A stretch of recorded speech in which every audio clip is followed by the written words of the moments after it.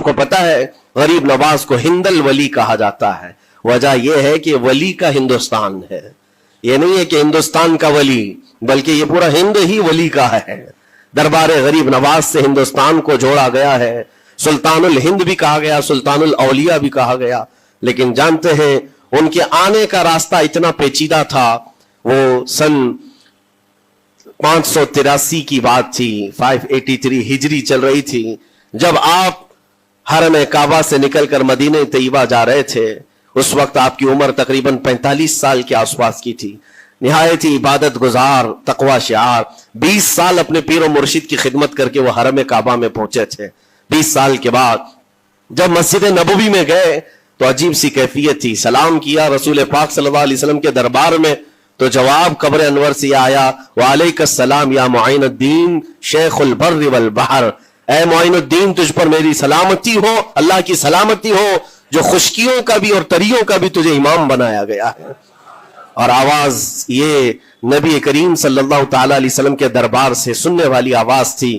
آپ گھبرائے تھے، تھوڑا سا سراسیمگی تھی. یہ ہندوستان کی طرف اشارہ کر کے میرے آقا صلی اللہ تعالی علیہ وسلم نے فرمایا تھا کہ تجھے ہند کی ولایت دی جاتی ہے. اس وقت تک سرکار غریب نواز کو نہ ہندوستان آنا کبھی ہوا تھا، نہ ہندوستان کے علاقوں کو آپ نے کبھی دیکھا تھا، کیونکہ سجستان جو یہاں سے کافی دور ہے، افغان کے قریب ایک علاقہ سنجر جہاں پر آپ کی ولادت ہوئی، وہاں سے نکل کر کے آپ نیشاپور میں آباد رہے. اس کے بعد 40 سال کے بعد حرم کعبہ اور حرم مدینہ میں رہے. لیکن اچانک یہ بات کہ تمہیں ہند کی ولایت دی جاتی ہے، ایک تعجب والی بات ہے. نئی جگہ پر بھیجا جا رہا ہے.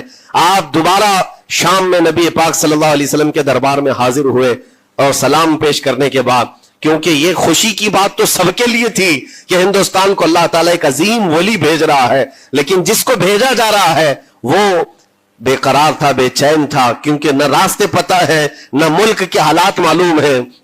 بارگاہ مصطفیٰ صلی اللہ علیہ وسلم میں دوبارہ جب حاضری ہوئی، عرض کیا آقا آپ کا حکم، اس کی تعمیل کے لیے بندہ حاضر ہے، لیکن نہ یہ فقیر ہندوستان کے راستے دیکھا ہے، نہ وہاں کے حالات معلوم ہے. حضور پاک صلی اللہ تعالی علیہ وسلم کے دربار میں یہ اپنی بپتا سنا رہے تھے، داستان غم سنا رہے تھے. غنودگی طاری آ گئی، یعنی نیند سی کیفیت آ گئی، اور بارگاہ رسول صلی اللہ علیہ وسلم میں ایک دیوار پر ٹیک لگا کر جیسی ہی آپ کی آنکھیں بند ہوئی، رسول کریم صلی اللہ علیہ وسلم تشریف لائے اور اشارہ فرما کر پورے ہندوستان کے نقشے آپ کے سامنے کھول کر رکھ دیے. اور پھر غریب نواز کو یہ بتایا بھی کس جگہ سے تمہیں سفر کرنا ہے، کیسے تمہیں جانا ہے اور کہاں تمہارا مسکن ہوگا. سرکار غریب نواز فرماتے ہیں اس ایک خواب میں میں نے رسول کریم صلی اللہ تعالی علیہ وسلم کے ہاتھ میں اجمیر کے پہاڑ بھی دیکھ لیے، وہاں کے قلعے بھی دیکھ لیے تھے جو موجود تھے. اور اس کے بعد پھر کس بات کا خوف ہے، کس بات کا ڈر ہے؟ جنہوں نے راستے بتائے ہیں وہ ہادی رسول، وہ ہادی عالم ہے.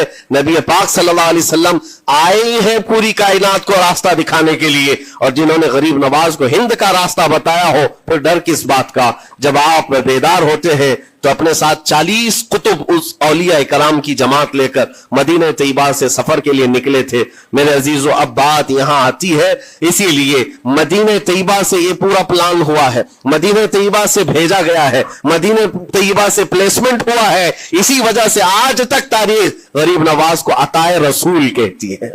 عطائے رسول ہے، رسول اللہ کی عطا ہے، ہندوستان والوں کے لیے خاص عطا ہے میرے آقا صلی اللہ علیہ وسلم کی. جب وہ سفر کے لیے نکلے سن 83 سے چلے تھے تو یہاں ہندوستان پہنچتے پہنچتے آپ کو 87 یعنی 4 سال کا عرصہ لگ گیا تھا.